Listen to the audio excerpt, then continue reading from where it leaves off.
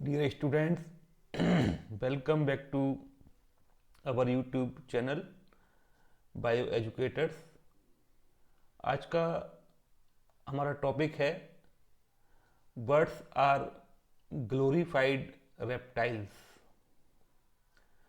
पक्षी उत्कृष्ट सरीसृप होते हैं। यह जो स्टेटमेंट है वो हक्सले ने 1861 ईस्वी में दिया था। इस स्टेटमेंट को हम इस प्रकार से भी समझ सकते हैं कि birds are superior than reptiles. Birds के अंदर पाए जाने वाले करेक्टर्स रेप्टाइल्स के करेक्टर से ज़्यादा एडवांस हैं, इसीलिए पक्षियों को उत्कृष्ट सरीसृप कहा जाता है। जैसा कि हक्सले ने कहा था कि बर्ड्स आर ग्लोरीफाइड रेप्टाइल्स। तो इसमें बहुत सारे ऐसे करेक्टर्स हैं जिनको हम डिस्कस करेंगे और यह प्रूव करने की कोशिश करेंगे कि birds are better than reptiles.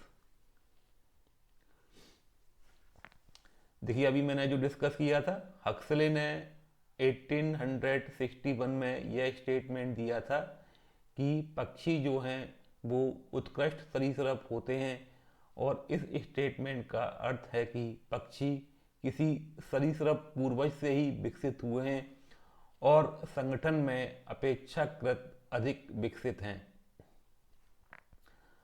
अब हम कुछ ऐसे करेक्टर्स को यहाँ पर डिस्कस करेंगे जिसके द्वारा यह सिद्ध होगा या हम प्रूव कर पाएंगे कि पक्षी जो हैं वो सरीसृप से बेटर हैं।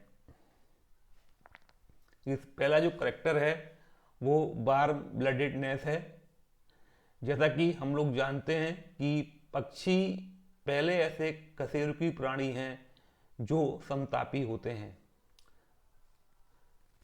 सरीसृप और पक्षियों में तापमान नियंत्रण की भिन्नता होती है। यह भिन्नता उनके पर्यावरण में अनुकूलन और व्यवहार में बड़ा डिफरेंस लाती है। पक्षियों का समतापी होना उन्हें उड़ने और कठोर जलवायु में जीवित रहने की क्षमता प्रदान करता है, जबकि सरीसृप या रेप्टाइल्स जो होते हैं वो सुस्त होते हैं, असमतापी होते हैं, या इनको हम कोल्ड ब्लडेड कहते हैं, और भूमि पर चलने वाले होते हैं। जीव जगत में अगर देखा जाए तो सबसे अधिक तापमान अगर शरीर का है तो वो पक्षियों का ही होता है। पक्षी पहले ऐसे जीव हैं जो पहले ऐसे कशेरुकी प्राणी हैं जो समतापी होते हैं, और इनके शरीर का तापमान जो है हमेशा कांस्टेंट रहता है। बाहरी वातावरण के अनुसार यह घटता बढ़ता नहीं है। तो वार्म ब्लडेड होना एक जो है एडवांस करेक्टर है ओवर द कोल्ड ब्लडेडनेस। ठीक है, दूसरा जो हम करेक्टर की बात करेंगे वो रैपिड लोकोमोशन है। पक्षी जो हैं वो उड़ने वाले कशेरुकी प्राणी हैं, और उड़ने के लिए या तीव्र गति से चलने के लिए इन्हें अधिक ऊर्जा की आवश्यकता होती है। पक्षियों में तीव्र गति उनके जीवित रहने, शिकार करने और परबच्चियों से बचने की क्षमता को भी बढ़ाता है।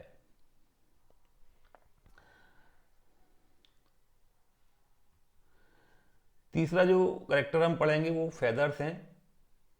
सल्क और पंख सरीसृपों और पक्षियों के बीच विकासात्मक संबंध को दर्शाते हैं।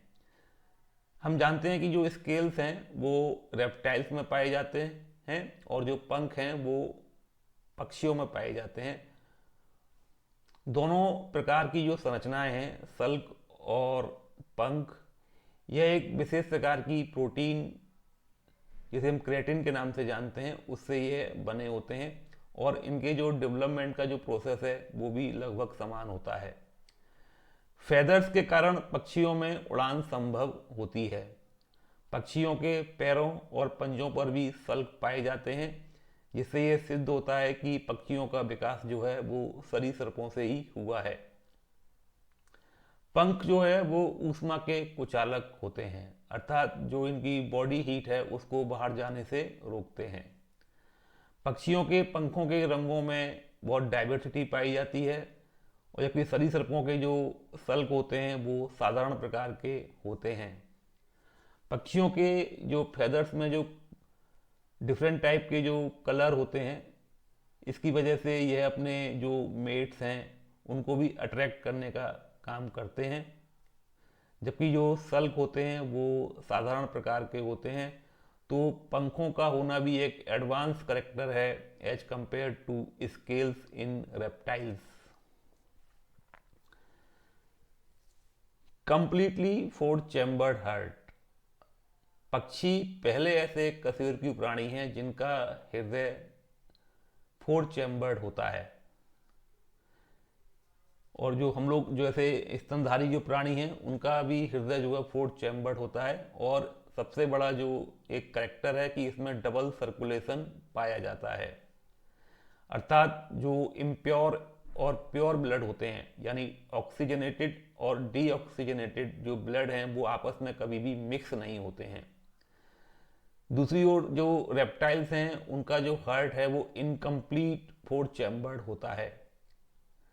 वेंट्रिकल्स जो हैं उनका पूर्ण रूप से विभाजन नहीं होता है, और शुद्ध एवं अशुद्ध रक्त आपस में मिल जाते हैं, अलग अलग नहीं रह पाते हैं। पक्षियों में फ्लाइट मैकेनिज्म होती है, पक्षी उड़ते हैं और इस उड़ने के दौरान बड़ी मात्रा में उनको ऑक्सीजन और न्यूट्रिएंट्स की आवश्यकता होती है, जिस कारण पक्षियों का हृदय स्पंदन दर भी अधिक होता है as compare to reptiles. Hummingbird, जिसको स्मॉलेस्ट बर्ड भी कहा जाता है, इसका हृदय 1 मिनट में लगभग 600 बार बीट करता है। पक्षियों का पूर्ण रूप से विभाजित 4 कक्षीय हृदय तेजी से ऑक्सीजन युक्त रक्त को पंप करता है, जो कि सरीसृपों के अपूर्ण 4 कक्षीय हृदय पर प्रगति को दर्शाता है। तो completely four chambered heart is a advance character as compare to incomplete four chambered heart in reptiles. Vestigial renal portal system. Renal portal system एक ऐसा सिस्टम है जो रक्त को पहले किडनी से होकर गुजरने देता है। यह प्रणाली विकास के दौरान स्तनधारियों में लगभग गायब भी हो चुकी है, लेकिन पक्षियों में इसका कुछ हिस्सा अभी भी मौजूद है, जिसे अवशेषी या वेस्टिजियल कहा जाता है, लेकिन यह उतना महत्वपूर्ण नहीं है जितना यह सरीसृपों में था। यह प्रणाली पक्षियों के विकासवादी अतीत का प्रमाण है कि वो सरीसृपों से उत्पन्न हुए हैं। Better lungs. पक्षियों की जो रेस्पिरेटरी सिस्टम होता है वो दुनिया में सबसे प्रभावी प्रणालियों में से एक है। उड़ान जैसे उच्च ऊर्जा वाले कार्यों के लिए, क्योंकि पक्षी जो है उनके अंदर उड़ान जैसा करेक्टर पाया जाता है, वो उड़ते हैं और इसके कार्य के लिए उन्हें बहुत अधिक ऊर्जा की आवश्यकता होती है, और लगातार उन्हें ऑक्सीजन की आवश्यकता भी होती है इस कार्य के लिए। पक्षियों के शरीर में 9 वायु थैलियाँ या एयर सैक्स पाए जाते हैं जो हवा को संग्रहित करते हैं, स्टोर करते हैं और फेफड़ों तक ऑक्सीजन पहुंचाने में मदद भी करते हैं।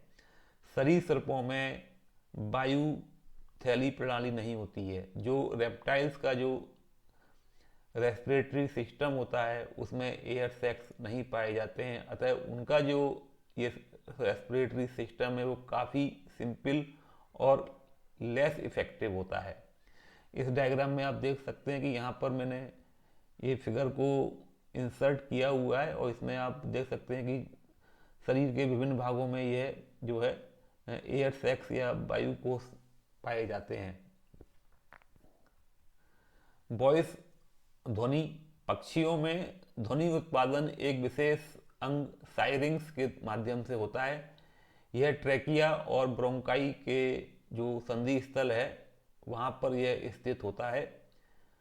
साइरिंग्स की अनोखी संरचना और इसके मांसपेशी नियंत्रण के कारण पक्षी विभिन्न प्रकार की जटिल और मधुर आवाज़ें निकाल सकते हैं।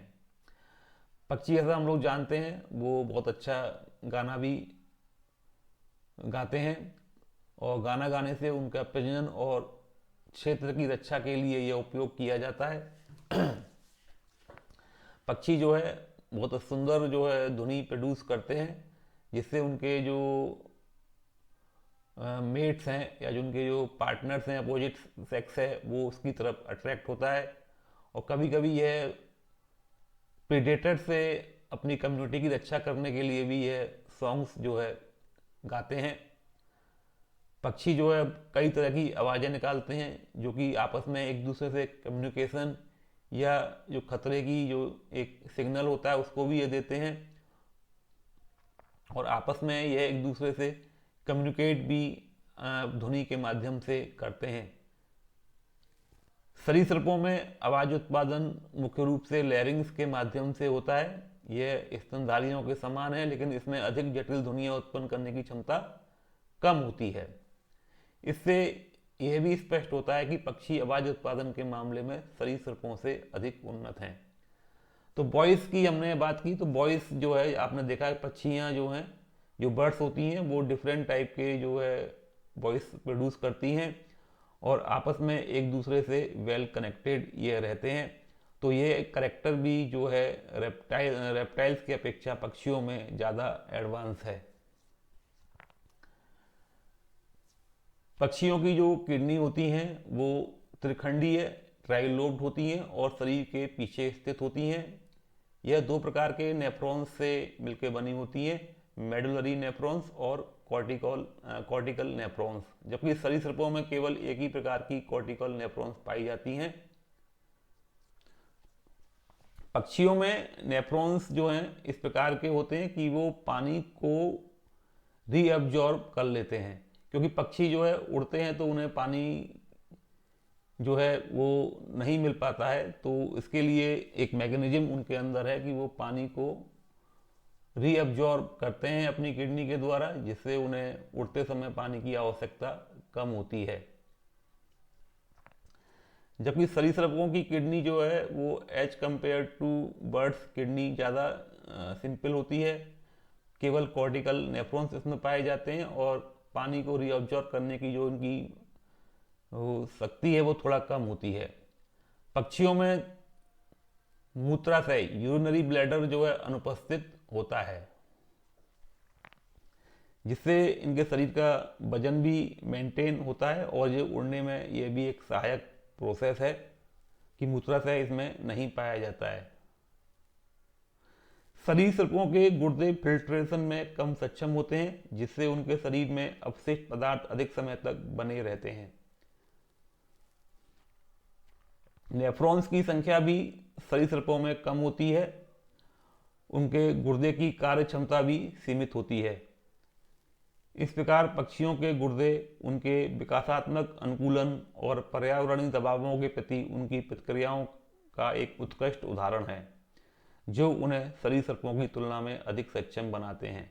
तो इस पॉइंट के द्वारा हम ये सिद्ध कर सकते हैं कि पक्षियों की जो किडनी है वो बेटर है, ज़्यादा एडवांस है as compare to the kidney of reptiles.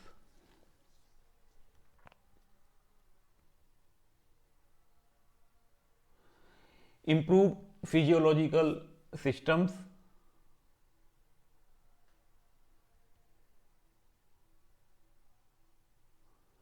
पक्षियों का जो अंतःकंकालीय तंत्र होता है और जो आहार नाल है, जनन अंग है आदि जो हैं वो सरीसृप से बेहतर होते हैं। इनके पाचन तंत्र में क्रॉप रीजन होता है। पक्षियों के अगर हम डाइजेस्टिव सिस्टम की बात करें तो इनमें एक क्रॉप रीजन पाया जाता है, जिसमें ये भोजन को स्टोर करके रखते हैं। कंकालीय तंत्र में पक्षियों की जो अस्थियां होती हैं वो खोखली होती हैं और ऐसी अस्थियों को हम न्यूमेटिक बोन्स के नाम से जानते हैं। पक्षियों की जो हड्डियां हैं या अस्थियां हैं वो खोखली होती हैं, जिससे उनके शरीर का जो वेट है वो भी कम हो जाता है और वो उड़ने के लिए बहुत सहायता प्रदान करता है। जबकि ऐसी कुछ व्यवस्था सरीसृप के जो सिस्टम्स हैं उनमें ये इस प्रकार की व्यवस्थाएं नहीं पाई जाती हैं। बेटर ब्रेन एंड सेंसेस, पक्षियों में जो सेरिब्रम और सेरिबेलम है वो ज़्यादा अधिक विकसित होते हैं और बड़े भी होते हैं, जिससे उड़ान के समय जो एक बैलेंस की आवश्यकता होती है शरीर को, वो पक्षियों को इससे प्राप्त होता रहता है। दृश्य एवं श्रवण की ज्ञानेंद्रियां भी पक्षियों में अधिक विकसित होती हैं।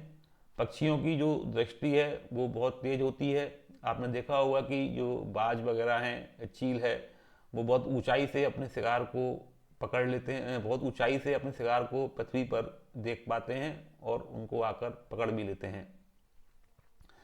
पक्षियों में अद्भुत स्मृति होती है। जैसे हमने देखा है कि जो प्रवासी पक्षी हैं वो एक स्थान से दूसरे स्थान पर उड़कर चले जाते हैं और फिर से परिस्थितियां जब अनुकूल होती हैं तो अपने मूल स्थान पर लौटकर वापस आ जाते हैं।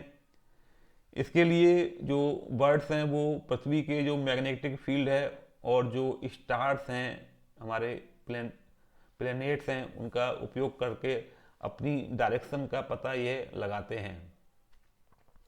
प्रवासी पक्षी जो हैं वो हजारों किलोमीटर की दूरी तय कर कर इवन एक देश से दूसरे देश में भी चले जाते हैं और फिर से मौसम जो है या जब वेदर कंडीशंस अनुकूल हो जाती हैं या क्लाइमेटिक कंडीशंस जब अनुकूल हो जाती हैं तो फिर से अपने जो ओरिजिनल प्लेस है वहाँ पर ये लौट आते हैं। पक्षियों के अंडों की अगर हम बात करें तो पक्षी अपने अंडे आमतौर पर घोंसलों में देते हैं और इनके जो घोंसले होते हैं वो कुछ सुरक्षित स्थानों पर ही बनाए जाते हैं। ये घोंसले जो हैं वो प्रेडेटर से बचने के लिए यह अपने घोंसले पेड़ों पर, झाड़ियों में या सुरक्षित जो जगहों पर बनाए जाते हैं। अंडों को संरक्षित करते हैं और गर्म रखने के लिए पक्षी उनके ऊपर बैठते भी हैं। इनको हम इंक्यूबेशन के नाम से जानते हैं। पक्षी अपने अंडों को सेते हैं, जो अंडे देने के बाद उसके ऊपर बैठ जाते हैं, जिससे अंडे को एक प्रॉपर हीट मिलती रहती है और जिससे उनको स्फुटन में आसानी होती है।